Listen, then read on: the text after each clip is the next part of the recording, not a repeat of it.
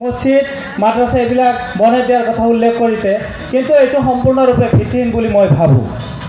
সাম্প্ৰতিক সময়ত যিটো ৰাজনীতি অতিকৈ ঘৃণনীয় ৰাজনীতি, যি ৰাজনীতিয়ে সাম্প্ৰদায়িক সংঘৰ্ষ, কিছুমান সাধাৰণ শ্ৰেণীক উচ্ছেদ ইত্যাদি ধৰণৰ বিভিন্ন সমস্যাই মানুহৰ মাজত বিয়পাই সম্পূৰ্ণভাৱে সাম্প্ৰদায়িকভাৱে মানুহৰ মাজত যি অত্যাচাৰ, সেইটো নিপীড়ন সেইবিলাক কৰিছে।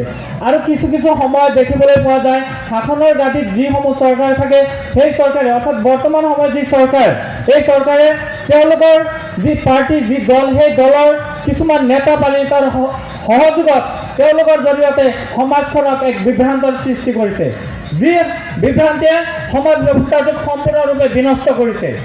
আৰু এই বিনষ্ট কৰাৰ আঁৰত আছে বৰ্তমানৰ যি শাসনৰ গাদীত চৰকাৰ আছে, এই চৰকাৰটো। গতিকে আৰু এটা কথা ক'ব লাগিব যে এই দেশৰ যিসমূহ জনসাধাৰণ আছে, খাটি খোৱা ৰাইজ আছে, তেওঁলোকে এই দেশৰ বায়ু পানী সেৱন কৰি আছে। আৰু কিছু কিছু সময়ত কিছুমান ব্যক্তি, কিছুমান চৰকাৰী পক্ষৰ ব্যক্তিয়ে কি কৰে, দাড়ি, টুপি, লুংগি তথা বাংলাদেশী ইত্যাদি ধৰণৰ কিছুমান কথাই মানুহৰ মাজতে হাহাকাৰ সৃষ্টি কৰে, যি হাহাকাৰৰ কবলত পৰে সাধাৰণ শ্ৰেণীয়ে, আৰু যাৰ কাৰণে মানুহবিলাক সদায় ভীতিগ্ৰস্ত হয়।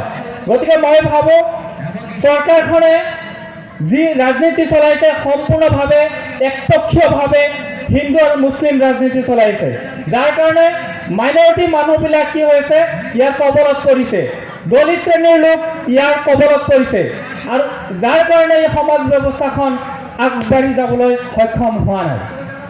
ধন্যবাদ।